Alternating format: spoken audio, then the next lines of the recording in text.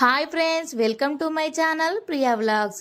ఇవాల్టి వీడియో వచ్చేసి అరటికాయ బజ్జీ లోపల సాఫ్ట్గా పైన క్రిస్పీగా. ఎప్పుడు బజ్జీలు చేసినా ఆయిల్ పట్టకుండా ఉండాలి అంటే ఒక్కసారి ఈ వీడియోని చూసేయండి.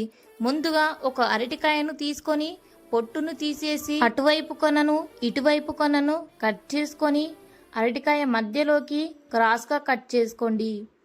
ఇప్పుడు చిన్న చిన్న స్లైసెస్గా అన్నిటినీ కట్ చేసుకోండి. తర్వాత ఒక బౌల్లోకి వాటర్ని తీసుకొని అందులోకి ముందుగా కట్ చేసి పెట్టుకున్న అరటికాయ ముక్కల్ని వేసేసుకోండి. ఇప్పుడు 1/2 టీ స్పూన్ సాల్ట్ను వేసి ఒకసారి కలిపేసి పక్కనుంచేయండి. ఇప్పుడు ఇంకొక బౌల్లోకి 1 కప్పు శనగపిండిని వేసేసుకోండి. ఇప్పుడు అందులోకి 1/2 టీ స్పూన్ సాల్ట్ను, కొద్దిగా పసుపు, 1/2 టీ స్పూన్ కారాన్ని, 1/2 టీ స్పూన్ అల్లం వెల్లుల్లి పేస్టు, కొద్దిగా జీలకర్ర, కొద్దిగా వాము, చిటికెడు వంట సోడా, 1 టేబుల్ స్పూన్ బియ్యం పిండిని వేసుకొని కొద్దిగా వాటర్ వేస్తూ ఉండలు లేకుండా కలిపేయండి. పిండి అనేది ఇలా జారుగా ఉండాలి.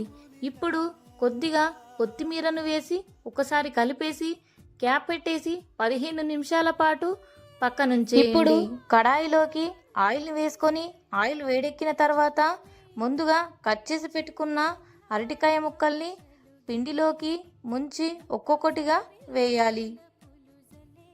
అలానే అన్ని ముక్కల్ని వేసేసి 1 నిమిషం పాటు కదపకుండా ఉంచేసి మరోవైపుకి తిరిగేసి వేయించుకోవాలి. మంట మీడియం ఫ్లేమ్లోనే ఉంచి వేయించుకోండి.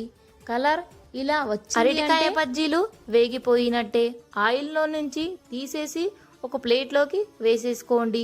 మిగిలిన అరటికాయ ముక్కల్ని కూడా ఒక్కొక్కటిగా వేస్తూ మీడియం ఫ్లేమ్లో వేయించుకోండి.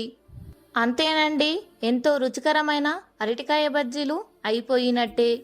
మరి ఒకసారి ట్రై చేసి చూడండి.